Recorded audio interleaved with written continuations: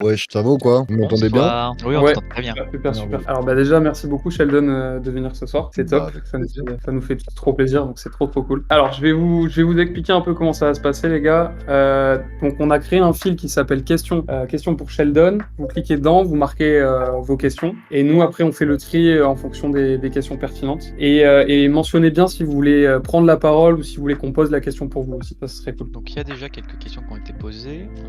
On va commencer avec est-ce que TR Dorian est là? Il avait pas mal de questions et là, je vais te faire monter, ça tu vas pouvoir poser tes questions. Oh là, salut. Alors, je commence avec les questions de vision. Il me les a filées pour que je passe. Alors, du coup, comment s'est faite la rencontre et la collaboration avec Chrono, Pandrez et Renard pour la Zizi Kaka Mixtape et Que des Bars Volume 4? En fait, Pampan, c'est un pote de Epectaz, le gars qui a produit la majorité de Hilo de mon dernier album et qui avait travaillé aussi beaucoup avec moi sur Spectre et qui est aussi mon guitariste sur scène et qui est un mec avec qui je fais beaucoup de musique. Et en gros, le premier studio qu'ils avaient là, celui qu'ils avaient dans le 12, qui est la cover de la ZZCC. À la base, c'était le studio de Epec, Pandrez et d'un troisième gars qui s'appelle Jisan, qui est un beatmaker aussi. Et du coup, moi, j'allais pas mal là-bas faire du son avec Epec. Je les ai rencontrés comme ça, on est devenus sauce. Après, on s'est dit, ah, bizarre, on pourrait faire des lives sur Twitch, ça serait bien et tout. Et voilà. Et en fait, ouais, non, en fait, c'est ça, hein, c'est une rencontre de poteaux. En vrai, c'était même pas un truc de calcul. Pour le coup, je pense que eux, il y a des moments où ils peuvent être un peu dans le calcul, et nous aussi, en fait. Mais là, c'est vraiment juste, on était au même endroit au même moment, on était potes, on rigolait bien. On s'est dit, vas-y, on va faire des trucs. Ouais, donc ça s'est fait tranquillou. C'était pas la promo ou c'était pas, enfin, ça s'est fait Non, plutôt calmement, quoi, ouais. carrément pas. Je crois la première fois que j'ai live avec eux sur Twitch, c'était un live Lofi avec Florent Garcia, je crois. Ok. Et juste j'étais là, je pense que j'étais là à la séance d'avant et on a fait du son, on a rigolé, après on s'est dit stylé. Du coup, on a fait un morceau avec Chrono et Jimmy en live, qui est Big Bucket, celui qui est sur la tape. Puis on a fait d'autres morceaux, après on a refait d'autres morceaux. Quand ils ont bougé, qu'ils ont changé de studio, qu'ils ont ouvert leur nouveau truc. Parce que maintenant, en fait, ils ont toujours un autre studio, où il y a toujours un studio Epec, Jisan et Pandrez, et à côté, il y a le studio Pandrez Chrono, mais en fait tout le monde est chez tout le monde dans leur truc. Donc voilà, du coup on a refait des lives à ce moment-là, et puis eux ils viennent pas mal à notre studio Winslow faire du son avec nous. Donc voilà, on fait les copains. Ok. Et il y a quelqu'un qui te demande dans le chat, c'était sur quel Twitch, sur quel compte vous avez fait ça au début? Pampan, hein, je crois. Pampan, Chrono. Je sais plus, ça dépend. J'ai Ouais. l'impression que des fois ils sont sur le Twitch de Pandrez, des fois ils sont sur le Twitch de Chrono. Ça dépend un peu Mhm. de l'humeur. Donc je saurais plus te dire. Moi je crois que j'ai fait des lives sur les deux en vrai. Ok. Ok. Toi, t'as pas forcément de compte Twitch? Ça ne saurait tarder, les gars. Voilà, c'est tout ce que je Ok. peux vous dire pour l'instant, mais ça ne saurait tarder extrêmement rapidement. Ouais, trop cool. Allez. Moi, c'est surtout sur Lune Noire. C'est l'histoire de fond de Lune Noire. Genre, elle est venue comment? C'est toi qui as pensé? Ça s'est fait avec quelqu'un? Ça arrivait comment tout ça? Je l'ai écrite. Comme une. En fait, je l'ai écrite avant de commencer le disque. Je l'ai écrit comme une histoire que je voulais raconter. Comme, je sais pas, comme écrire un livre pour enfants ou une nouvelle, quoi. Je l'ai vraiment d'abord écrit avant d'en faire des morceaux, quoi. Comme une histoire qui a un début, une fin. Et du coup, c'est à quel moment que tu t'es dit, bah, je vais en faire un album, quoi? Ah non, je savais déjà que je voulais en faire un album, mais je savais que pour faire l'album que j'avais envie de faire, il fallait que j'écrive mon histoire et après que j'en fasse des chansons. Que si juste... En fait, d'ailleurs, même en vrai, ce qui s'est passé, c'est qu'au début... Non, voilà, c'est comme ça que ça s'est passé. J'avoue, je suis un menteur. En fait, au début, j'ai essayé de faire des morceaux sans écrire l'histoire, en me disant, bah, vas-y, on finira par comprendre un truc. Et c'était claqué. Et du coup, je me suis arrêté et j'ai dit, bon, il faut que j'écrive une histoire. Et une fois que j'aurai écrit une histoire cohérente et stylée, je pourrais faire des morceaux. Et du coup, j'ai jeté tout ce que j'avais fait sur le projet, où il y avait j'avais déjà fait peut-être une quinzaine de morceaux, tu vois, mais qui avaient un peu ni queue ni tête, où il y avait des trucs qui revenaient, des morceaux d'histoire, on comprenait des trucs et tout, mais c'était archi pas lisible. Déjà, c'est pas hyper lisible en soi, Lune Noire, je pense, comme projet, mais là, vraiment, c'était carrément... On comprenait rien, quoi. Et du coup, j'ai écrit mon histoire à ce moment-là en me disant que ça serait beaucoup mieux dans ce sens-là. Et après, j'ai écrit des morceaux un peu épisode par épisode sur tout le déroulement de l'histoire. Et du coup, t'avais pensé à faire une suite ou pas du projet, genre une suite à l'histoire un peu? Ouais, je vais faire. Ouais, je vais faire, c'est sûr. Je sais pas quand. Je sais pas, le problème, c'est que Lune Noire, c'est un projet méga chronophage parce qu'il y a beaucoup de choses à mettre en place pour que ce soit bien, tu vois, en mode le jeu vidéo, la BD, la musique, faire des clips d'animation, avoir une histoire cohérente, des intervenants pertinents. En vrai, c'est un peu plus compliqué, un peu plus ambitieux que de faire un album, au final. Enfin, non, ça Ouais, parce va qu'il y a d'autres bien. trucs autour. Mais il y a beaucoup de choses à faire. Et le truc, c'est que c'est des projets qui marchent moins, dans le sens où ben il n'y a pas de single, c'est pas vraiment playlistable. Donc c'est des projets qui demandent beaucoup d'énergie et d'argent et qui te rendent assez peu d'argent et d'énergie en retour. Donc faut bien choisir les moments de vie pour les faire, quoi, tu vois. Moi, en fait, je suis en train d'écrire une suite, mais c'est un espèce de truc que je fais en toile de fond pour le moment. Du reste, un peu dans mon coin, doucement. Et tu vois, je sais pas, ça pourrait prendre 2 ans, mais ça pourrait en prendre 15. En fait, pour moi, c'est pas très important. Ce qui compte, c'est que je continue à avoir ce truc-là dans un coin de ma tête et de l'avancer brique par brique à côté de ce que je fais avec le reste, quoi. Grave lourd, hein. Moi, j'attends la suite. Et Et, du coup, autre question, un peu dans le même style, mais est-ce qu'il y aurait moyen un jour d'avoir une mixtape 75e session ou pas du tout, genre? Est-ce que c'est faisable ou pas? On a très envie de faire des trucs comme ça, en tout cas. On cherche le bon format et la bonne façon de le faire, et pour que ce soit un format un peu original, un peu intéressant. Puis on se pose plein de questions sur quelle longueur, combien de volume, comment, avec qui, quelle largeur de cercle, tu vois. Est-ce qu'on fait vraiment un truc avec tous les gens qu'on connaît? Enfin, c'est pas encore hyper clair dans notre tête, mais on a très envie de le faire, donc à un moment, je pense qu'on le fera. Ouais. Et après, ouais, dernière question, après je laisse ma place, mais ouais, est-ce que tu aurais une anecdote ou un truc un peu lunaire, genre une session studio qui est partie un peu en couille ou un truc comme ça que tu pourrais raconter? Non, je crois pas. Si, en fait, enfin, je te dis non. En vrai, oui, j'en ai plein, mais juste, je saurais pas te dire, comme ça un truc complètement sorti de son. Je la garde, tu sais quoi, je la garde en tête si à un moment elle me vient pendant le live, je te dis. Vas-y, nickel. et justement, là, pour rebondir un peu sur le l'EP, où justement tu as commencé par écrire la BD, le scénario, on va dire, enfin l'histoire. Est-ce que c'est un processus créatif que tu avais fait auparavant, d'abord d'écrire des histoires et ensuite rapper, ou c'était vraiment la première fois que tu écrivais une histoire en te disant ok, ça va amener vers un projet musical? Alors, des histoires, en vrai, j'en ai beaucoup écrit au long de ma vie, souvent pour plein de trucs, pour moi, pour des parties de jeux de rôle, pour ce que tu veux, mais j'en ai écrit plein, des histoires. Mais dans le but de faire un disque, non, c'était la seule. Ouais. Mais en fait, la vérité, c'est que je l'ai pas vraiment écrit dans le but de faire un disque. Je l'ai écrit dans le but qu'elle soit stylée. Et après, je me suis demandé, bon, bah, maintenant que l'histoire, je la trouve Oui, stylée, c'est comment je fais un disque avec ça, tu vois. Ok. Mais je voulais que mon histoire... En fait, justement, je voulais pas que ce soit un genre de prétexte à faire un disque. Je voulais que ce soit une histoire qui me plaise. Parce que, bon, après, ensuite, c'est pas à moi de dire si elle est stylée, mais je voulais que ce soit une histoire qui me plaise, en tout cas, tu vois. Et de là, je voulais faire un disque. Mais j'avais pas envie de faire une histoire qui était transformable en album, entre guillemets, tu vois. Ouais. En tout cas, je me suis pas posé ces questions-là au moment de la faire. Au moment de la faire, je me suis juste dit, ok, c'est quoi l'histoire stylée? Et je voulais qu'elle soit très simple. Je voulais que ce soit pas une histoire compliquée. Et je me suis posé la question de, vas-y, qu'est-ce qui me ferait kiffer? Comment mettre tous les trucs que j'aime au même endroit, agencés d'une façon cohérente? Et après, je me suis demandé comment j'allais la mettre en disque, mais j'étais pas en mode il faut qu'elle soit. D'ailleurs, je pense que ça se sent sur l'album parce que c'est pas l'histoire la plus fluide à raconter forcément en disque. C'est pas. Je pense que c'est pas hyper lisible. Je pense que c'est plus simple de capter ce qui se passe en regardant la BD sur Insta qu'en écoutant l'album, en vrai. Okay, après, si tu l'écoutes un peu assidûment et tout, je pense que c'est quand même, tu vois, c'est narratif, les trucs sont dans l'ordre, les événements qui interviennent, c'est cohérent et tout, tu vois. Mais mais c'est.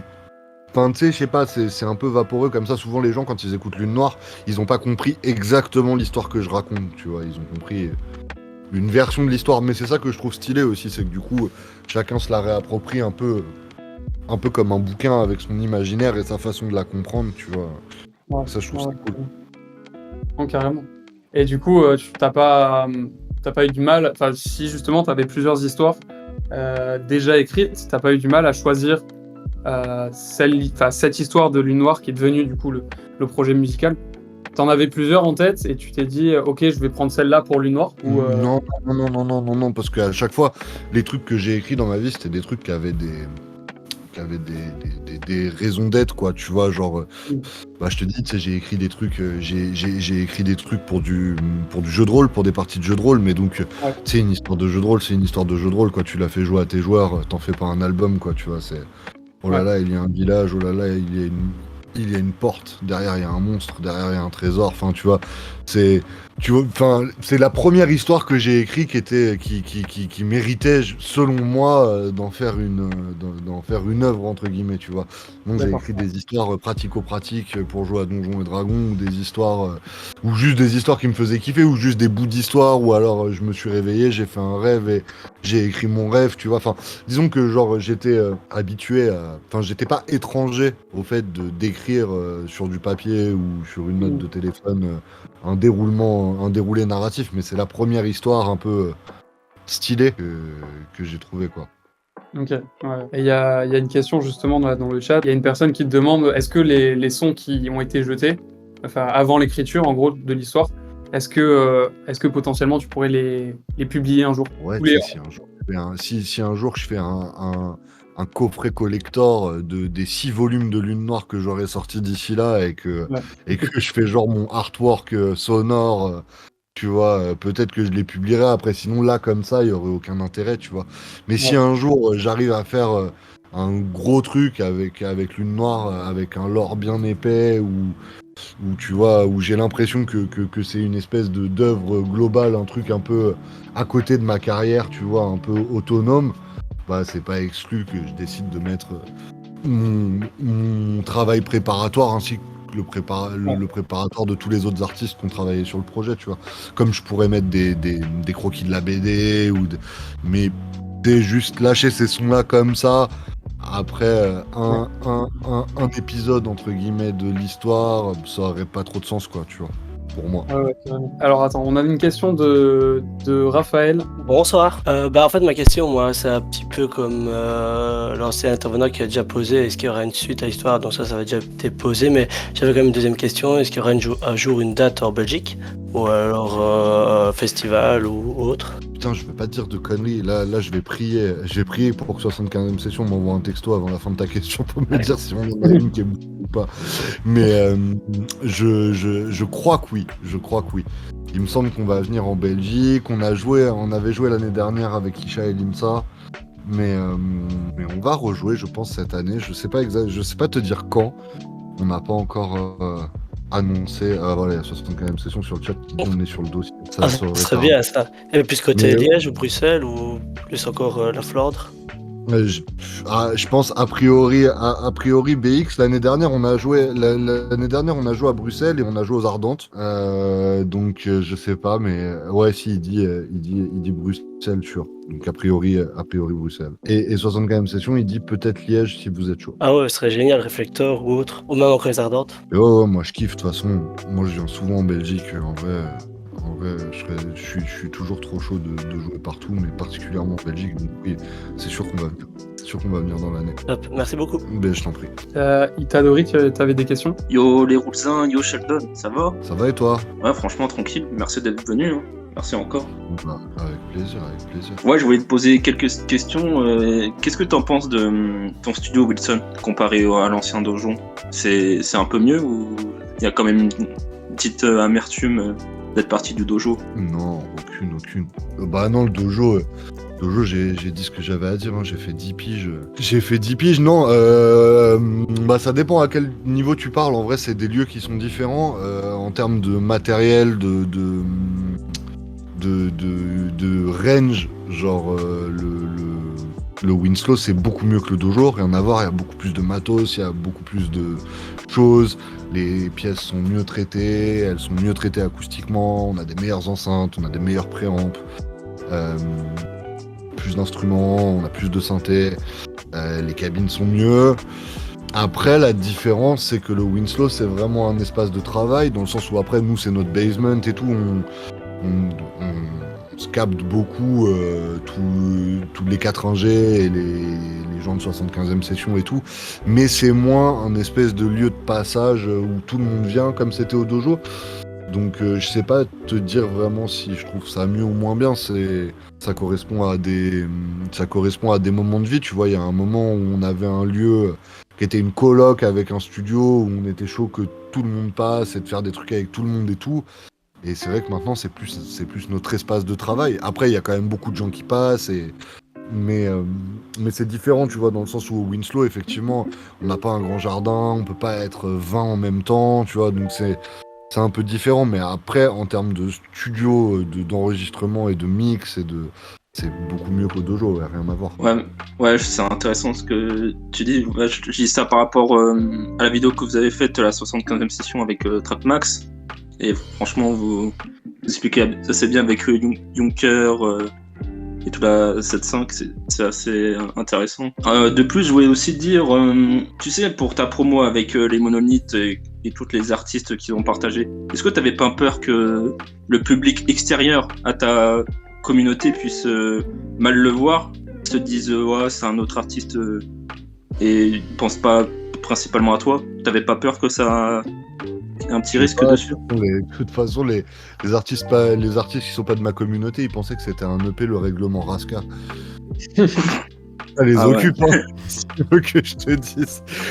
Non, je sais pas, moi je m'en fous. Le truc, c'est que moi je m'en fous dans le sens où bah, ma communauté, eux, ils étaient contents. Tu vois, ceux que ça intéresse, ils étaient contents. Et ceux que ça intéresse moins, bah, il y en a que ça a mis au courant et qui étaient contents. Et il y en a qui étaient déçus. Et je t'avoue, je m'en branle un peu, quoi. Enfin, comment te dire la vérité, c'est que de toute façon, dès que tu fais un truc qui est un peu plus large que toi, tu vois, et tu t'exposes forcément à ce qu'il y ait des gens déçus, tu vois. Oui, c'est sûr que genre, si des gens beaucoup plus gros que moi, comme le règlement Raska ou Chrono Music, parlent du truc, et forcément, l'attente des gens vis-à-vis de ce truc-là, elle va un peu dépasser ce que juste ma communauté pourrait espérer de moi. Mais ensuite, ça, moi, je m'en fous un peu. Comme j'ai le sens, je pense que j'ai déçu personne dans les gens que j'intéressais de base, tu vois. Donc à partir de là, décevoir des gens que je connais pas, je t'avoue, je m'en beurre un peu, quoi. Ouais, bien dit, mais en tout cas, nous, le Haruls, on était bien chaud quand c'est sorti, justement.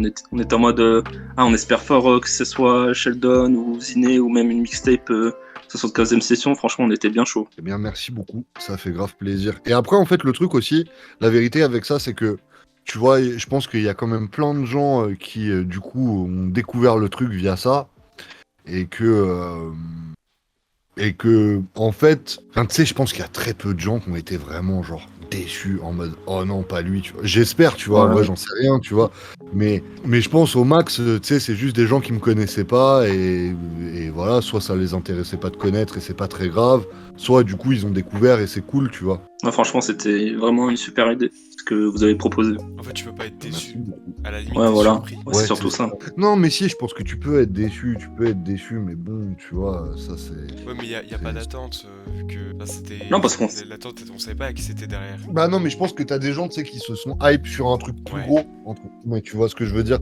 Et du coup, je pense que quand les gens se hype sur un truc plus gros, t'as forcément des gens qui se sont hypés sur des trucs qui sont des trucs qui leur plaisent et que moi je suis pas forcément dans ce qui leur plaît à eux, et donc du coup ces gens-là ils ont pu être déçus, mais bon, le truc c'est que voilà quoi. Ouais, après c'est plutôt la vie, quoi.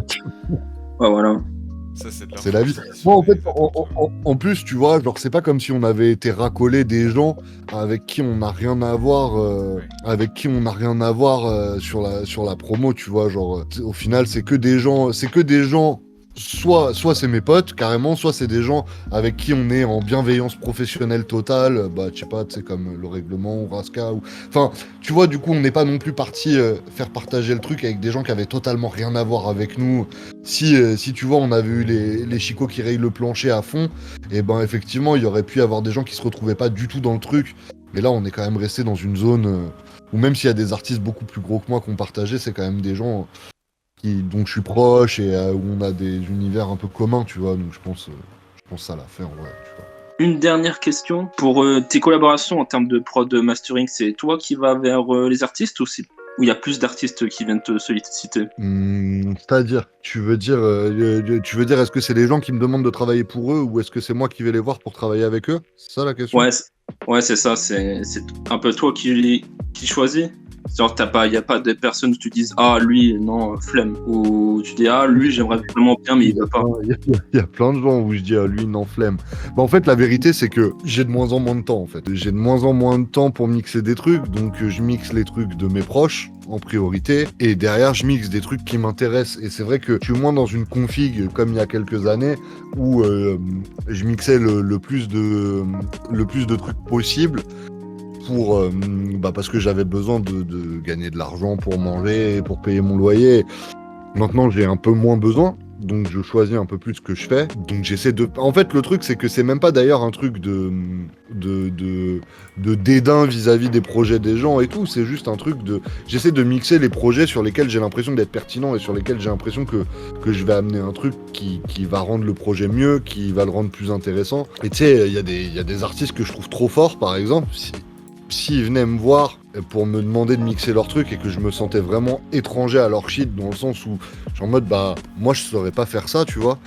Je préférerais ne pas faire le projet plutôt que de le faire moins bien que ce que quelqu'un il pourrait faire, tu vois. Genre, je sais pas, il y a plein d'artistes, mais tu vois, il y a plein d'artistes qui font des trucs, il y a plein d'artistes qui font des trucs qui sont des trucs que je saurais pas forcément faire, tu vois. Si demain, je sais pas, si demain Winter Zuko il me demande de faire son prochain projet, bah je vais être en mode, je suis vraiment pas sûr d'être la personne la plus adéquate pour le faire. Je pense qu'il y a des gens qui le feraient mieux que moi, tu vois. Donc ça peut être un motif aussi pour refuser un projet, des fois de dire, ben, c'est archi gentil de penser à WAM, mais en fait, je suis pas sûr d'être la personne la plus pertinente, ou alors des fois c'est juste c'est pas le temps, ou des fois c'est juste des fois effectivement ça arrive juste que je me prenne pas le truc et que je suis en mode bah parce que je trouve que c'est compliqué de mixer un projet que tu trouves pas stylé, tu vois. Qu'est-ce que tu peux vraiment apporter à un disque si tu le trouves claqué dès le début, tu vois. Ouais, franchement, tu réponds bien à la question. Franchement, je pensais justement à ça où tu te dis ouais, je suis pour un projet, mais est-ce que je m'identifie vraiment? Est-ce que je fais vraiment partir de la vibe? Et justement, en citant Winter Zuko, t'as bien visé ça, juste. Mais après, j'ai dû le faire à un moment, parce que c'est ça, c'est que moi, je crache pas du tout dans la soupe des gens qui le font, dans le sens où quand tu démarres une activité, des fois, t'es obligé de faire des choix. Moi, pendant des années, j'ai mixé des projets qui m'intéressaient moins pour avoir suffisamment d'argent pour pouvoir travailler sur les trucs qui me plaisaient vraiment. Et des fois, t'es obligé, tu vois, c'est juste que c'est ce qui fait qu'aujourd'hui je peux faire ça, c'est parce que je peux me le permettre, tu vois, mais quand je pouvais pas, bah juste je crachais pas dans la soupe, tu vois, et à ce moment-là, bah même si ça me plaisait pas, j'essayais de faire le job correctement et d'être respectueux des artistes et d'être bienveillant. Mais bon, c'est vrai que maintenant que je peux me permettre de pas le faire, mais tu vois, en plus je prends l'exemple de Winter Zuko, mais la vérité c'est que s'il venait me voir pour faire un projet, je serais sans doute très honoré, je serais plus terrifié. Ça serait la question, ça serait plus que je serais terrifié parce que je saurais pas vraiment ce que je pourrais faire que de pas avoir envie de le faire. En fait, il y a des trucs aussi, tu vois, où des fois, genre, on va te proposer un truc et tu vas être en mode, bah ouais, je kifferais le faire, mais est-ce que je suis capable, tu vois? Ça, c'est encore une autre question. Mais par contre, sur les projets qui m'intéressent pas, quoi, où c'est des trucs que j'aime pas, ben ouais, je le fais plus, mais c'est vraiment parce que je suis plus obligé, quoi. Si j'étais encore archi court sur les thunes et sur le lifestyle quotidien et que tout était compliqué, ben je prendrais ces projets et j'essaierais de le faire bien. En tout cas, quand je prends un projet et que j'accepte un projet, je le fais à fond, tu vois. J'essaie de jamais faire les trucs à moitié pour personne. Mais du coup, c'est vrai que comme ça prend beaucoup d'énergie, ben maintenant je refuse de plus en plus de trucs. Ok, bah merci beaucoup Sheldon. Une dernière chose, Sheldon, dis à la 75e session de libérer du merch. On en a grave besoin là. On a besoin de s'habiller en 75e session ici. La 75e session est là, hein, il écoute. Les oreilles sont ouvertes. Ah, donc, j'espère que le fera. J'espère que ça va arriver aux bonnes oreilles des personnes. Hein. La 75e station qui vous propose de dire justement quel genre de merch vous voulez voir drop dans le chat. Est-ce que je peux poser des questions, moi, tant qu'on y est, les amis, avant de passer à un autre Rulers? Mais vas-y. Vraiment. Du coup, merci encore Sheldon d'être là. C'est vraiment super de venir nous voir pour répondre à nos questions. Moi, j'ai une question en particulier. Ça a déjà été abordé, je pense, dans des interviews que tu as faites et autres interventions, mais j'aimerais qu'on parle 2 minutes de cette histoire de promo avec les monolithes là. Ouais. Donc c'est mortel que en effet toute la commu rap se soit creusé la tête pour essayer de voir qu'est-ce que ça voulait dire, qu'est-ce que ça annonçait. Mais moi ma question c'est plus vu comment c'est ancré dans la direction artistique du projet, dans les clips et même sur la cover, quelle signification il a dans le projet? Qu'est-ce que ça raconte? Si ça raconte quelque chose, après si c'est juste parce que c'est trop stylé et pour la ref à 2001 ça va aussi. Ouais, bah, c'est un peu plus que pour la ref à 2001, parce que elle est évidemment obvious, mais non, c'est juste que moi, ce que j'aime bien avec le monolithe, d'une manière générale, c'est que je trouve que c'est le côté smart et intriguant en même temps, tu vois. C'est que c'est très intriguant, mais alors, tu vois, c'est pas comme une espèce de pierre de rosette où il y a plein d'inscriptions, de trucs à décrypter. Non, tu sais, c'est un truc qui a pas d'inscription, c'est juste hyper ouvert comme proposition esthétique, un monolithe, tu vois. C'est-à-dire que bon, bah, ça a 4 faces réfléchissantes, c'est géométrique, c'est régulier. Et du coup, j'aime bien ce côté intriguant, j'aime bien le fait que ce soit une ref SF en général, tu vois, parce que il y a 2001, mais tu sais, c'est un truc que les monolithes, c'est vraiment un truc que tu retrouves dans plein de trucs, même dans la littérature de science-fiction anglaise et américaine. Enfin, c'est un truc très récurrent, c'est un truc que tu retrouves beaucoup dans la bande dessinée. Et alors, il y avait aussi le côté îlot, du coup, et l'île. Le côté seul sur une île, et en fait moi mon inspiration avec ça c'était l'île aux morts de Bocklin, le tableau, et je voulais pas reprendre visuellement le tableau pour le réinterpréter. En plus c'est un tableau qui a déjà été beaucoup réinterprété et tout, donc j'étais un peu piégé à mon propre jeu de con en mode je parle d'une île, je parle d'être tout seul, isolé dans un endroit à l'écart des autres. Et sinon, l'autre option que j'avais, c'était de faire une île, tu sais, bien deep, bien intrigante comme l'île aux morts de Bocklin. Mais du coup, je trouvais que la ref, elle était trop évidente. Et je voulais pas que ma cover, ce soit une réinterprétation flagrante du tableau de Bocklin. En tout cas, au début, je voulais ça. Et après, je me suis rendu compte que je trouvais que c'était un peu trop premier degré, un peu trop la ref pour la ref. Et puis, moi, je l'ai beaucoup fait. Je l'ai beaucoup fait cet exercice de faire des références et de name drop directement les trucs et tout. Donc, je voulais que ce soit un peu plus subtil que ça. Et du coup, voilà. Hein, du coup, je trouvais que le monolithe c'était une approche cool. Et à vrai dire, en fait, pour remettre les choses dans l'ordre, le premier truc, c'est qu'on a la pochette avec le monolithe et que à ce moment-là, il n'y a pas vraiment d'idée de monolithe. Il y a juste qu'on trouve que c'est très stylé comme façon de représenter l'île, que je sois debout sur un monolithe sur la cover. C'est de ça que c'est parti. Et après, en fait, 75e session et les gens qui réfléchissent avec moi sur les trucs, en fait, on a développé cette idée-là que ça pouvait être intéressant de faire la promo autour du monolithe, que c'était un objet assez stylé à mettre dans tout un tas de contextes et que ça allait être cool de rendre le truc un peu intriguant. Mais le point de départ, c'est la pochette de l'album, et qu'en fait à ce moment-là, genre au moment où je vois cette illu, je me dis que c'est sûr que c'est ça la pochette et que c'est trop bien parce que c'est hyper épuré et qu'en même temps c'est pile ce que je veux dire et ce que ça représente trop bien ce qu'il y a dans le disque, cette pochette. Et je pense que c'est la pochette que je préfère de toutes les pochettes d'albums ou de projets depuis que j'ai commencé. Et je trouve qu'elle est très juste par rapport à ce qu'il y a dans le disque. Et voilà, on a développé l'idée autour de ça, quoi. Non, c'est vrai que la pochette est super parce qu'il y a ce truc très sobre en fait et épuré et en fait c'est très moderne parce que ce soit les logos ou les pochettes d'albums aujourd'hui, on se casse beaucoup la tête pour essayer de faire quelque chose qui veut dire beaucoup de choses et qui a l'air très simple au premier abord. Mais ok, et juste le choix d'avoir choisi de faire un monolithe qui soit réfléchissant plutôt que non, dans le sens où par exemple Suite 2001 de mémoire il est plutôt sombre et il réfléchit pas du tout, il absorbe la lumière au contraire. Bah là, c'est vraiment quand la team autour de moi, ils ont commencé à réfléchir, du coup, un peu plus le side promo marketing, entre guillemets, que je pense qu'ils se sont dit que ça serait très stylé, notamment qu'on allait pouvoir faire des très jolis visuels dans des environnements de nature ou de ville et tout, et le fait que ce soit réfléchissant, ça permettrait de faire des belles photos, en tout cas des photos un peu plus intrigantes que si juste c'était un genre de monolithe en pierre. Et il y a le fait aussi qu'un monolithe en miroir, c'est plus simple à déplacer qu'un monolithe en granit, quoi, tu te doutes. Oui. Donc je pense que ça a sans doute un peu joué dans l'équation aussi.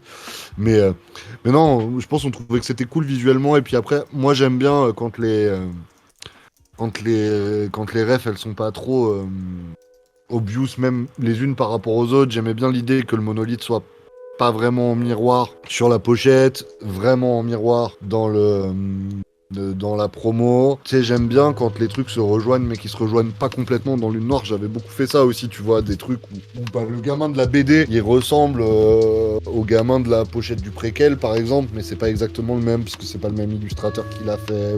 J'aime bien quand les trucs se rejoignent, mais que c'est pas genre on t'a donné une notice et c'est hyper gros doigt, et c'est en mode le carré dans le carré, le rond dans le rond, le triangle dans le triangle.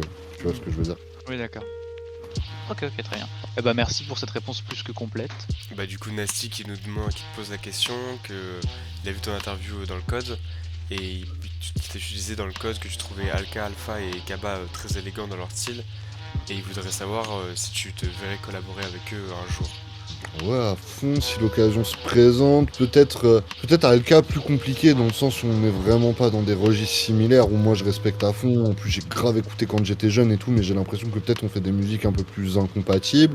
Kaba, en vrai, on a déjà fait un morceau, on a déjà pratiqué, puis Kaba c'est un frérot, donc c'est un peu différent, c'est-à-dire que c'est plus si un jour l'opportunité se présente et qu'on se retrouve en studio et qu'on en a envie, on le fera, tu vois, mais il n'y a pas d'obligation, quoi. Et à Alpha, bah, dans l'absolu, je kifferais. C'est un rappeur que je trouve archi fort. Pareil, je le connais, c'est quelqu'un que j'aime bien et tout. Est-ce qu'on ferait un morceau vraiment pertinent? J'en sais rien, parce que ce que je dis aussi dans l'interview, c'est qu'on est dans des registres très différents. Alors après, des fois, les registres différents, ça peut être bien, ça peut bien se compléter sur un morceau.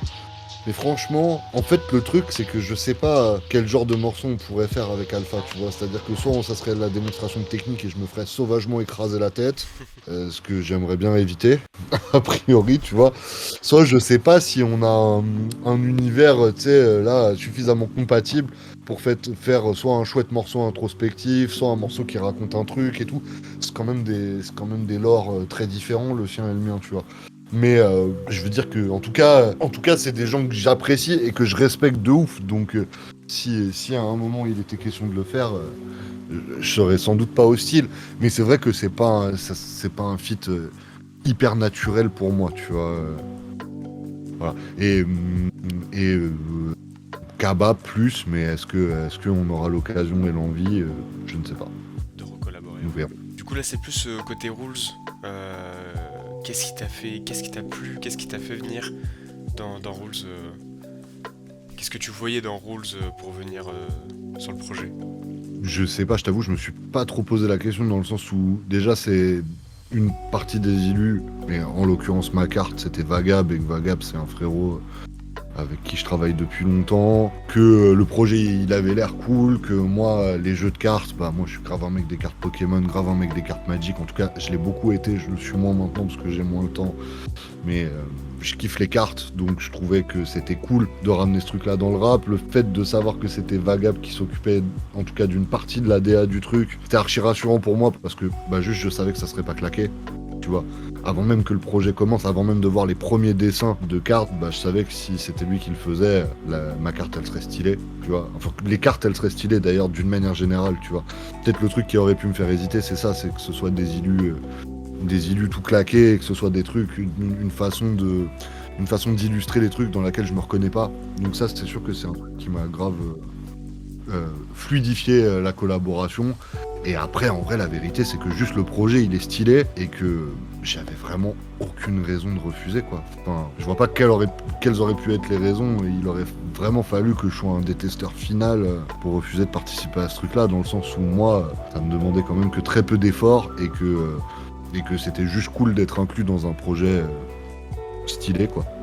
Donc j'avoue, ça a même pas été trop une discussion dans ma tête, quoi. C'était ah ouais, ils font ça, ils veulent que je sois dedans, trop bien, let's go. Ok, et tu t'es intéressé un peu derrière au projet, t'es arrivé sur le Discord un peu plus tard, parce qu'il y avait la 75e, et parce que je sais, Ziné, elle avait fait une petite soirée, elle était venue parler avec nous, tranquille, et est-ce que, je sais pas, ça a parlé là-bas à la 75? Comment ça, du projet, tu veux, de Rules? Ouais, de Rules, ouais. On en a un peu parlé, on en a notamment moi j'ai appris plein de trucs. Mais il y a le règlement qui est passé nous voir il y a pas longtemps. Et du coup j'ai appris plein de trucs sur le projet à ce moment-là. Moi sur le Discord, c'est vrai que je suis pas beaucoup passé. En fait, le truc c'est que la vérité c'est que moi j'ai un Discord bien actif et que du coup j'y passe déjà beaucoup de temps en fait. Et que entre ça et le studio, j'ai pas eu trop le temps. Je crois que j'avais laissé quelques messages à l'écrit pour faire coucou aux gens et tout. Mais je me suis pas beaucoup intéressé. En fait, le truc, c'est que derrière, ce que les gens ils en font sur le trade de cartes et tout, et je trouve ça hyper stylé.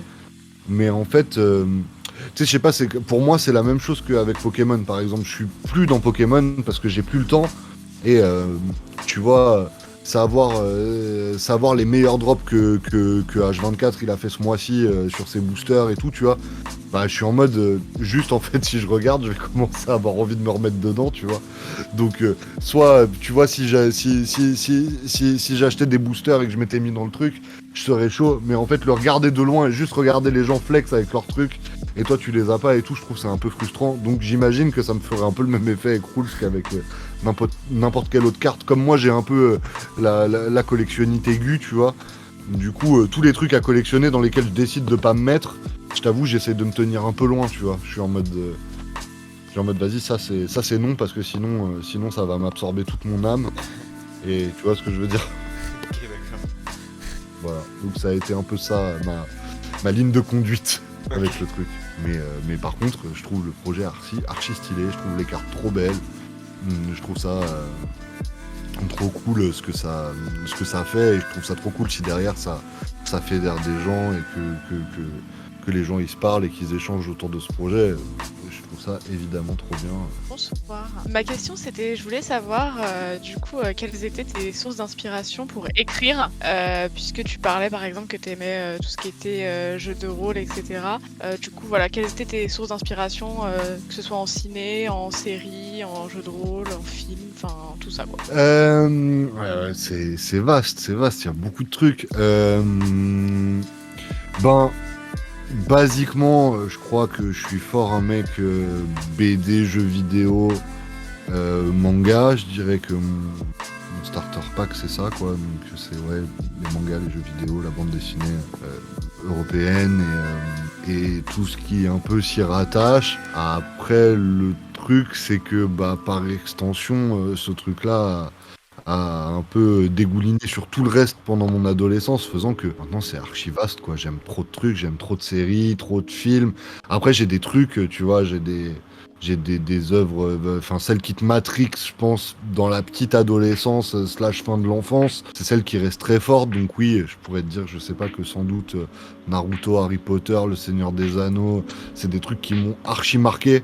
Parce que c'est des trucs que je me suis pris droit dans la tronche entre mes 10 et 15 ans et que du coup, quand tu te prends des œuvres très très fortes à cet âge-là, t'as toujours un peu l'impression que tout le reste est une espèce de vaste remake de ces trucs-là. Tu vois, genre par exemple, je suis 100% convaincu que Naruto c'est loin d'être le meilleur shonen, mais par contre, mon cœur me dit que tous les shonen ne sont que des pâles copies de Naruto. Mais je vois bien que le build narratif de Demon Slayer, il est grave meilleur. Je vois bien que One Piece, c'est beaucoup plus ouf que Naruto.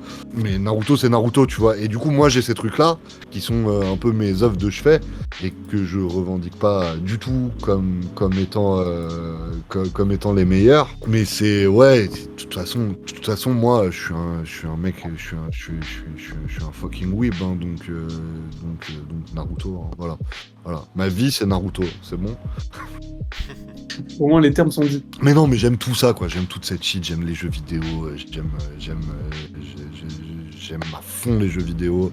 Donc ça a été une méga source d'inspiration parce que aussi sentiment de liberté de ouf dans les jeux vidéo et sentiment de pouvoir accomplir des trucs de chez toi. Et donc truc aussi qui m'a ultra ouvert sur l'imaginaire et sur aussi comprendre comment faire fonctionner une équipe autour d'un projet aussi énorme que le jeu vidéo. C'est aussi des trucs qui m'ont servi sur le mindset qui nous fallait sur 75e session et sur le travail d'équipe et tout. Tu vois, quand tu vois une équipe de X 1000 personnes qui travaillent sur un gros AAA, c'est archi inspirant sur comment gérer ta petite équipe de 15 ou de 20 personnes, quoi. Donc ça, c'est sûr que le jeu vidéo, c'est une grosse inspiration à tous les niveaux. Et en fait, ce qui est trop bien avec le jeu vidéo, c'est que c'est aussi suffisamment éloigné de ce que je fais pour que je puisse y puiser des choses à l'infini sans avoir l'impression d'absorber quelque chose, tu vois. C'est-à-dire que le moment où je m'inspire de... je sais pas, le moment où je m'inspire de Népal ou de Makala, c'est très voyant. Le moment où je m'inspire de Dark Souls, personne n'en a rien à foutre, tu vois. Et du coup, il y a ce truc-là de... Il y a ce truc-là de moi, j'essaie toujours de faire venir mes inspirations des choses qui sont le plus loin de moi pour être sûr que ce que je recrache soit assez différent de ce que j'ai absorbé à la base et que je sois pas juste en train de faire du clonage du truc d'à côté. Et le jeu vidéo, c'est bien parce que c'est extrêmement artistique, c'est extrêmement créatif. Mais c'est très très loin de toutes les autres disciplines artistiques, tu vois. C'est vraiment quand tu vas t'inspirer d'un jeu et que quelque chose va te toucher dans un jeu et que tu vas finir par le recracher dans un morceau, il y a vraiment plus aucun lien entre les deux. Et du coup, c'est bien parce que c'est de la nourriture pour l'esprit et qu'en même temps, derrière la façon... En fait, c'est tellement loin de toi que la façon dont t'es obligé de te le réapproprier pour en faire quelque chose d'intéressant te demande plus d'efforts que si juste tu prends le flow du mec d'à côté parce que tu le trouves stylé et que tu dis tes trucs à toi avec ce même flow, tu vois. Et du coup, ouais, j'essaie toujours de prendre des trucs qui sont bien loin de moi. Mais en même temps, des choses qui sont quand même ancrées dans toi, quoi. Parce que Naruto, quand on parle, c'est quelque chose qui t'a matrixé. Est-ce que t'as des... Oui, quand je dis loin de moi, c'est loin de ce que je fais. C'est loin de ma discipline, quoi. Tu vois ce que je veux dire? Parce que tu vois, je suis, je sais pas, je suis archi fan, je sais pas, je suis archi fan de Miles Davis, par exemple. Mais le truc, c'est que Miles Davis, c'est beaucoup plus proche de ce que je fais que Elden Ring, tu vois. Même si je fais pas du jazz et que c'est de la musique avec des instruments, des accords, des notes, la même harmonie, le même langage que moi, tu vois, et que du coup je trouve que c'est compliqué de s'inspirer de quelque chose qui est trop proche de toi, alors que je sais pas si tu vois, si au moment où tu dis vas-y j'ai envie de donner un sentiment d'évasion très fort dans ce morceau, et que ta ref, ce qui t'évoque l'évasion, c'est, je sais pas, par exemple, la plaine de Shadow of Colossus avec le cheval et tu galopes, tu vois. Et que, le moment où tu vas t'inspirer de ce sentiment-là pour le remettre dans ton morceau, il restera plus rien de la plaine où tu galopes de Shadow of Colossus, tu vois ce que je veux dire. C'est-à-dire que toi, tu te seras juste servi d'une évocation qui te touche pour la retransmettre d'une façon, mais derrière, ça va peut-être être, je sais pas, tu vois, une flûte dans le morceau par exemple, et cette flûte, personne va la décrypter comme venant de Shadow of Colossus ou comme ayant un lien avec ça, mais peut-être que tous les gens qui ont cette rêve de ce genre de jeu et de trucs vont réagir à ce type de couleur de flûte en se disant ah putain ça me fait penser à ce truc là, et du coup tu vois ce que je veux dire, enfin c'est plus subtil comme façon de donner. Et en même temps, tu vas toucher vraiment les 1% des gens qui ont la ref et ça va les toucher en plein cœur. Donc c'est aussi très fort, hein, parce que du coup tu as des messages un peu subtils qui sont pas forcément pour tout le monde et qui sont géniaux. Et est-ce que justement tu parles de Shadow of Colossus par exemple, j'ai l'impression que pour écrire tu as quand même des images en tête qui te reviennent. Des images très fortes et tu imagines des images avant d'écrire, ou est-ce que dans ton processus créatif tu vois d'abord un peu ce que tu veux écrire? Tu vois ce que je veux dire? Ça dépend. Ça dépend. De toute façon, en fait, le truc, c'est que de toute façon, moi, j'ai l'impression que, tu sais, les inspirations, c'est jamais, très rarement, un truc direct conscientisé, tu sais, en mode... j'ai envie de faire un morceau qui m'évoque le camp des morts vivants de Dark Souls 2, tu vois. Tu te retrouves jamais dans cette config-là, tu vois ce que je veux dire. en fait, toi, tu te crées un espèce d'environnement en tant qu'artiste de choses qui te touchent, tu vois, qui est un espèce de pot commun dans lequel t'insères toute la, toute la culture pop qui te correspond. Moi, dans mon pot commun, tu vois, il y a 1000 trucs, il y a toute la musique que j'écoute, tous les films que je kiffe, toutes les séries que je kiffe, les mangas, les jeux vidéo, tout, tu vois. Et qu'après, en fait, toute cette nourriture que t'ingurgites et que tu digères, en fait, elle te sert à... je sais pas comment dire. Moi, ce qui m'arrive, c'est que c'est jamais des inspirations hyper frontales, mais c'est juste que, par exemple, je te dis, alors quand je vais être en train de me dire, là, je suis en train de faire un morceau où j'ai envie d'avoir un truc très cinématographique qui me fait penser à la forêt, par exemple, je sais pas, tu vois. Genre, quand j'ai fait le morceau forêt de Lune Noire, tu vois, et ben... Du coup, tu sais, je fais défiler comme des diapos très très rapides dans ma tête tous les trucs de forêt qui m'ont marqué. Donc dedans, t'as, je sais pas, tu sais, les alentours de Konoha, la forêt de Sherwood du Robin des Bois de Disney, la forêt de telle bande dessinée, Fangorn du Seigneur des Anneaux, tu vois. Et genre, je sais pas, tu vois, et mon cerveau, il s'arrête, mais c'est pas un truc très conscient, tu vois. Genre, il s'arrête sur une de ces images qui est celle qui est le plus cohérente, qui est la plus cohérente avec ce que je suis en train de faire et qui me parle le plus. Et après, bah, tu sais, c'est comme si j'ai juste un tableau devant les yeux et que je suis en mode, ok, c'est de cette forêt-là dont je parle, tu vois. Et du coup, je suis en mode, bah, maintenant, comment je vais faire pour donner aux gens le sentiment que c'est de cette forêt-là dont je parle, sans nécessairement dire, et je suis comme un ninja dans la forêt de Konoha, tu vois, c'est pas forcément faire une rêve, tu vois, c'est juste, ok, je suis en train de... Comment je fais pour... Ah, tiens, bah alors du coup, je vais utiliser des espèces de petites percus un peu japonaises, et puis tiens, un truc en mode flûte, bambou, un peu... Enfin, tu vois ce que je veux dire? C'est jamais... Tu recraches jamais les trucs... En frontal. En frontal, quoi. C'est toujours des chemins dérivés. C'est tu te crées un... Ouais, c'est ça. Tu te crées un grand pot de culture, et après, tu pioches dedans ce que tu as besoin. Mais c'est même pas un truc que je fais réellement consciemment, quoi, tu vois. Oui, après, de toute façon, c'est un pot de culture qui se crée depuis des années, quoi. Depuis ta jeunesse à encore maintenant, parce que tu es quand même quelqu'un de très curieux. Et donc, tu es tout le temps, constamment en train d'écouter ou de regarder ou de lire des nouvelles choses, non? Ouais, grave, mais de moins en moins dans mon registre source.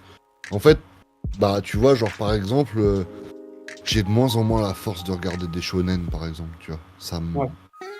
Alors que, vas-y, la majorité des gens qui pensent à qu'est-ce qu'il aime Sheldon, ils vont me dire, bah Sheldon il aime les mangas et les jeux vidéo, tu vois. Et en fait, bah la vérité c'est que j'ai tellement tué ça que t'as plus de chances de me trouver dans un registre qui a vraiment rien à voir que de me trouver à attendre les prochains scans de One Piece ou. Mais j'ai des périodes. Après, j'ai toujours des périodes où je reviens et puis en fait.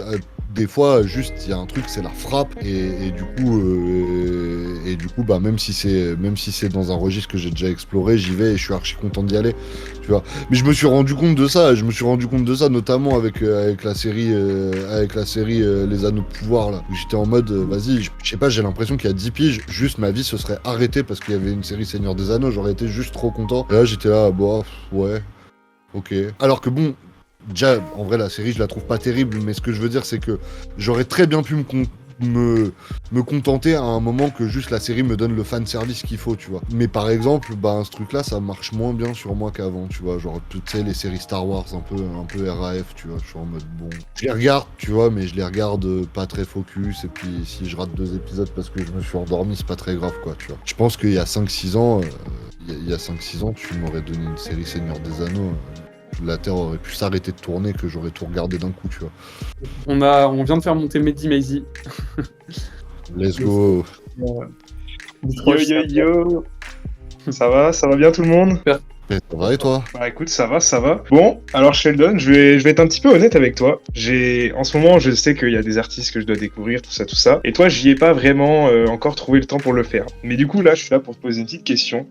Si t'avais 300 à me proposer pour découvrir un peu tout ton univers, toute ta discographie, ce serait lesquels? Ouais, je pourrais te faire une réponse de Lust, genre les 3 premiers morceaux du dernier album, comme ça tu l'écoutes tout en entier.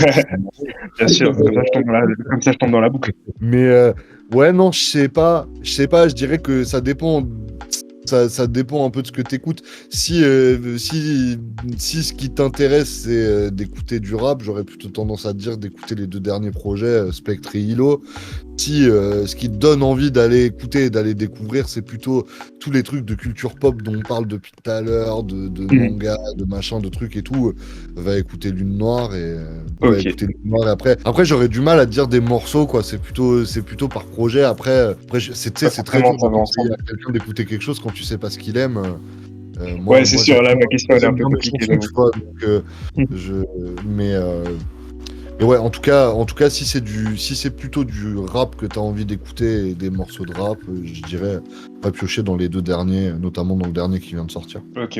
Bah, dès que je peux, ça va stream ça. J'espère que je vais kiffer. Puis bah voilà quoi. Bah merci pour ta réponse en tout cas. Avec plaisir. On a vu dans ta musique une petite bifurcation au niveau de la direction artistique, de passer de quelque chose de très imaginaire, jeu vidéotesque, général, quasi un peu impersonnel, à quelque chose de très ressenti personnel, interprétation des sentiments, etc. Quelque chose de très personnel en fait. Je voulais savoir la bifurcation, elle se fait comment? C'est quoi? C'est une évolution? Tu penses avoir fait le tour dans ce délire Non, c'est des moments de...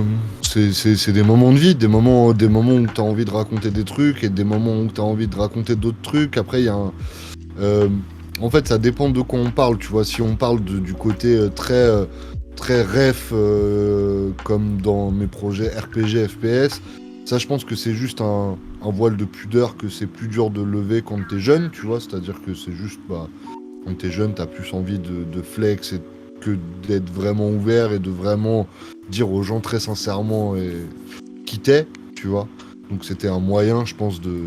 Tu sais, comme tous les rappeurs qui sont masqués, par exemple, tu vois, un moyen de garder une espèce de certaine distance avec ce que je faisais. Et Lune Noire, en fait, pour moi, c'est un disque archi personnel. C'est un disque où je parle de moi, peut-être encore plus que dans Spectre et Hilo. Les gens, des fois, ils ont besoin d'avoir, tu sais, des images, un langage très simple et des images très directes où je leur dis je suis comme ça et je fais ça et je suis comme ça. Mais en fait, en vérité, dans Lune Noire, je parle énormément de moi. Donc je saurais pas te dire sur mes 3 albums lequel est vraiment le plus personnel. Mais je pense qu'ils reflètent des moments de ma vie différents, les 3, quoi. Donc, et après, ouais, c'est juste qu'à un moment, je me suis senti à l'aise au moment de Spectre avec le fait de parler en mon nom. Je me suis senti à l'aise et légitime et du coup je l'ai fait. Mais c'était pas vraiment un calcul, tu sais, de direction artistique, c'était plutôt une histoire d'état d'esprit dans lequel j'étais, de mood et du coup, ok, en ce moment je suis dans ça, donc je fais ça. Petite autre question, est-ce que tu as prévu, enfin je sais pas, juste comme ça, d'adapter Lune Noire en pièce de théâtre ou pas du tout? Non, a priori j'ai pas prévu. Après en fait, je serais... Lune Noire pour moi c'est un projet multi-support et surtout c'est pas un projet qui m'appartient autant que les autres. C'est un projet qui a impliqué beaucoup de gens autour de moi et qui pourrait impliquer d'autres gens qui auraient envie d'en faire des choses avec moi, tu vois. Donc j'avoue que comme ça, le théâtre, c'est pas forcément le truc auquel je penserais parce qu'en plus, tu sais, il y a quand même un espèce de côté très imaginaire qui est un peu chaud, je trouve, d'emmener sur les planches. Ouais, moi je kiffe de ouf le théâtre, mais j'aurais du mal à imaginer, ou alors il faudrait que ce soit vraiment un truc, tu sais, presque théâtre de marionnettes, enfin un truc hors réalité, tu vois, mais tu sais, juste des acteurs sur des planches avec un décor et tout, je saurais pas bien quoi faire de ce support. Mais par contre, je suis jamais hostile. En fait, pour moi, Lune Noire, c'est un truc, le plus de support, j'arrive à le décliner, et le plus de gens ont envie de collaborer pour en faire un espèce de métaverse chelou. Le plus je suis content, donc je suis pas hostile non plus. Voilà. Ok. Et par ailleurs, il y a des morceaux du préquel qui ont été utilisés comme musique d'une pièce de théâtre qui s'appelle Les Survivantes, qui a été jouée à Paris l'année dernière. Voilà. Tiens, en parlant de Lune Noire, d'ailleurs, pour le financement de Spectre, tu avais proposé tes dessins, une espèce de sérigraphie de dessins de Lune Noire, version originale. Je voulais savoir s'il en restait ou pas, et si tu comptais peut-être les réutiliser un jour. Alors non, je pense que les prints qu'on a fait pour le KissKissBankBank, on en a fait un nombre précis. Après, les dessins originaux, ils existent, donc c'est pas exclu un jour qu'on refasse qu'on refasse des prints ou des trucs. Après, on fera peut-être pas les mêmes pour que les gens du Kiss Kiss gardent l'exclusivité de ce qu'on leur a promis comme une exclusivité, tu vois. Enfin, moi, perso, en tout cas, si j'achète un print parce qu'il est exclusif et que un an après, l'artiste il remet ce print en vente sur un store et que c'est le même et qu'il n'y a pas de différence, je me sens un peu niqué, tu vois. Donc je pense que on fera pas les mêmes prints, mais en tout cas c'est pas exclu. Et puis comme je disais tout à l'heure, de toute façon, suite de Lune Noire, il y aura un moment, donc il y aura sans doute tout un tas de nouvelles choses à imprimer qui iront avec. Ah ouais, dans Hilo, tu parles d'une potentielle fin de carrière. Enfin, tu abordes un peu vaguement le thème, mais style, tu prévois quand même de créer un petit peu plus avant d'arrêter. Ouais, bien sûr, non, je vais pas arrêter tout de suite, mais surtout qu'en fait, en plus pour moi, faire de la musique et faire une carrière, c'est pas la même chose en fait. Enfin, pour moi, c'est pas la même chose. C'est-à-dire qu'il y a le délire de te lever le matin pour que ta musique elle marche de mieux en mieux parce que t'en as besoin pour vivre et parce que tu veux faire valoir au monde que ce que tu fais ça vaut le coup. Puis il y a le moment où tu as l'impression que tu as fait ton temps avec ça, qui t'empêche pas de faire de la musique et de la sortir pour les gens à qui ça fait plaisir, tu vois ce que je veux dire.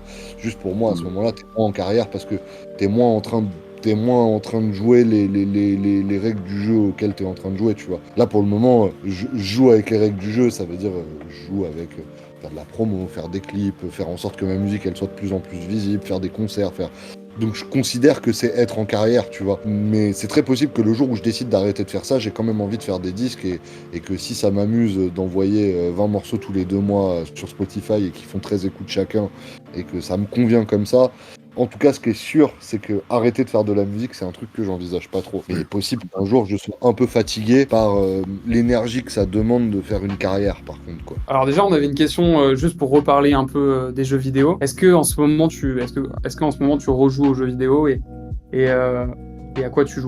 Ah ouais, ça je joue tout le temps aux jeux vidéo, ça j'avoue, Ouais. c'est une constante qui bouge pas beaucoup. Ce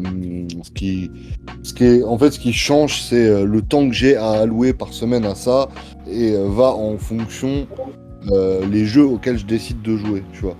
Donc je sais pas là. Déjà moi je joue très peu en ligne parce que trop chronophage et que le reste de ma vie aurait disparu si j'étais un mec qui jouait à LoL ou à CSGO. C'est des jeux que je kiffe, hein, que je regarde en stream et j'ai grave de love et tout. En fait si je commence à jouer à LoL, je joue à LoL et tu vois. Et donc du coup en vrai je joue plus jeu solo, jeu indé, c'est plus ça ma range. Et je sais pas, le dernier gros truc c'est Elden Ring, je pense le dernier très gros morceau. Et là en ce moment qu'est-ce que je fais? En ce moment je joue avec ma compagne, on est en train de refaire Dark Souls 3. Okay. Dans mon lit, le soir sur mon Steam Deck, je joue à Unpacking et à Tunic. Unpacking c'est un jeu de simulation d'emménagement d'appartement. C'est très précis. Okay. Et Punic, c'est un espèce de petit Zelda-like avec un renard, un jeu indé qui est très cool. Voilà. Je joue principalement à ça. Je joue un peu à Have a Nice Days, qui est un roguelite indé, pareil, un peu stylé. Et voilà, là en ce moment, c'est ça. Après. Ah oui et non. Et si, j'ai fait le remake de Resident Evil 4, parce que quand même. C'est un jeu très important de mon adolescence. C'est très bien de le refaire. Voilà. Ok, bah top. Et on va peut-être finir sur une dernière question qui était, est-ce que tu aurais d'autres artistes à nous faire découvrir comme, alors je sais pas du tout comment ça se prononce, pardon, HIDN, tu me corriges si c'est... Ça m'emmerde bien parce que j'allais dire Eden, mais ouais, des artistes à vous faire découvrir, j'en ai plein. Eden, c'est très stylé, le projet il vient de sortir, elle est trop forte. Donc voilà, vous pouvez check ça. Il y a la nouvelle tape d'un rappeur qui s'appelle Celestino aussi, qui est trop fort. Je suis en feat sur le projet. J'imagine qu'il y a des gens qui connaissent déjà, mais c'est un bête de rappeur que j'estime énormément, que je trouve très fort, très créatif, très intéressant. Qu'est-ce qu'il y a dans les trucs que je me prends en ce moment et qui sont un peu... peut-être un peu plus inconnus. Après, le truc c'est que sinon, je vais prêcher pour mon église, hein, comme d'hab, aller écouter du Ziné, aller écouter du Chien, aller écouter du Jeune Mort, aller écouter du H24, aller écouter tous les gens de l'équipe, du Limsa. Donc voilà, mais ça, c'est peut-être un peu obvious, Mais ouais, non, là, dans les derniers trucs qui sont sortis, Eden, c'est vraiment cool. Écoutez le projet. Moi, j'ai grave kiffé mixer ce projet. C'était très cool. C'est un truc qu'on a fait à distance. C'est quelqu'un avec qui j'avais envie de travailler depuis longtemps. Et là, ça s'est fait et c'était cool. Et voilà, vous pouvez écouter ça. Et voilà. Hein. Et après, je sais pas, moi, dans les trucs auxquels je me tue, en ce moment, je me tue à Silug. Voilà, Ok. je pense que Ouais, c'est cool. beaucoup de gens connaissent Silug. Et Wallace, hein. Wallace, c'est le boss. Écoutez du Wallace Ouais. Cleaver tous les jours. 5 Wallace Cleaver par jour. C'est ça qu'il faut faire. Merci beaucoup pour toutes ces refs et tout ce partage. Et merci d'avoir été là avec nous. Je pense que tout le monde s'est régalé. Et puis merci à vous aussi, les Ah ouais, j'avoue, attendez. Parce que là, je vois 75 questions. Go écouter à toute berzingue le dernier projet d'Onikiara. Alors lui, il est undercover de chez Undercover, mais vous allez en entendre parler. C'est un sale rappeur trop fort. Oni, O-N-I, Kira, K-I-R-A. Allez checker ça, ça va être trop chaud. Voilà. Ok, bah, trop cool. Et ben merci beaucoup. Et puis merci à tout le monde, les gars. Bonne soirée les G. Merci beaucoup Sheldon. Bonne soirée tout le monde. Bonne soirée.